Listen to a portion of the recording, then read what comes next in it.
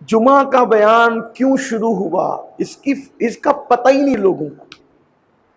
پہلے جمعہ کا بیان نہیں ہوتا تھا۔ جمعہ کا بیان مقامی زبان میں سب سے پہلے جس نے شروع کیا وہ ہے امیر المومنین سیدنا عمر ابن خطاب رضی اللہ تعالیٰ عنہ، کیونکہ رسول اللہ کے ظاہری دور میں خطبہ ہوتا تھا، 2 خطبے، اور وہ خطبہ کیا ہوتا تھا؟ یہ وہ جو خطبے آپ سنتے ہیں نا ہر جمعہ کو، یہ خطبے نہیں ہوتے تھے، کیونکہ ان کی زبان عربی تھی تو وہ خطبے ہی میں نصیحت ہوتی تھی۔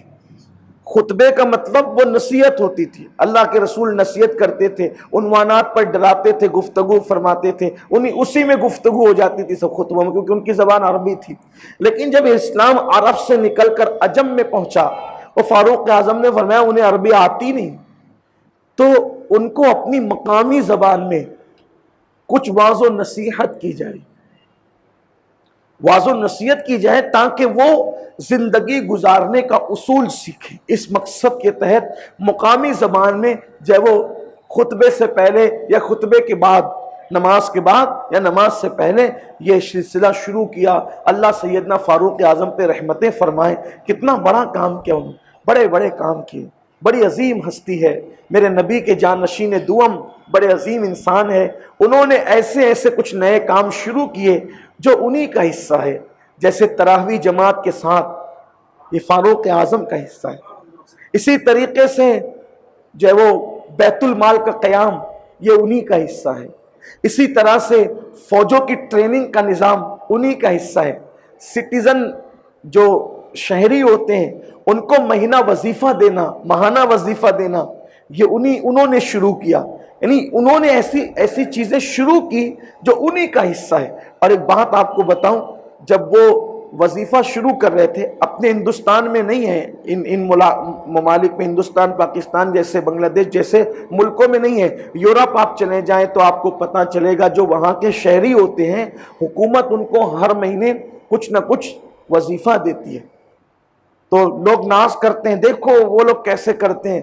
ہم کہتے ہیں انہوں نے سیکھا کس سے، ذرا یہ تو بتاؤ۔ یہ خاص بات ہے مسلمانوں نے کوئی چیز کسی سے سیکھا نہیں تھا، لوگوں نے مسلمانوں سے سیکھا۔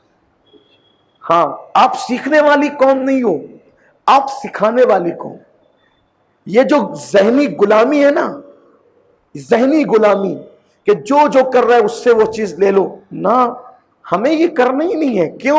اس لیے کہ چوری وہ کرتا ہے جس کے گھر میں دولت موجود نہ ہو، جس کا گھر دولت کے انبار سے بھرا ہوا ہو، اسے چوری کرنے کی، مانگنے کی ضرورت کیا ہے؟ ارے مصطفیٰ جان رحمت کی اداؤں سے اسلام کا گھر مکمل بھرا ہوا ہے، انہی کو دیکھتے جاؤ، زندگی گزارتے جاؤ، انہی کو دیکھو نا، ان کی راتیں، ان کی صبحیں، ان کی شامیں، ان کی عادتیں، ان کے شب و روز دیکھو، اللہ اکبر، ایسا حسن و جمال ہے۔ اگر نقل کر لو ان کی نقل کر لو تو اللہ کا بھی پیار ملے اور بندوں کا بھی پیار ملے۔ اللہ نے اپنے محبوب بننے کا جو طریقہ بتایا، کیا بتایا؟ فرمایا قل ان کنتم تحبون اللہ فاتبعونی یحببکم اللہ۔ اے محبوب ان سے فرما دو کہ اگر تم اللہ کے محبوب بننا چاہتے ہو، اللہ فرماتا ہے ان سے کہو کہ میرے پیچھے پیچھے چلو، یعنی میری اداؤں کو اختیار کرو، تم میرے محبوب بن جاؤ گے۔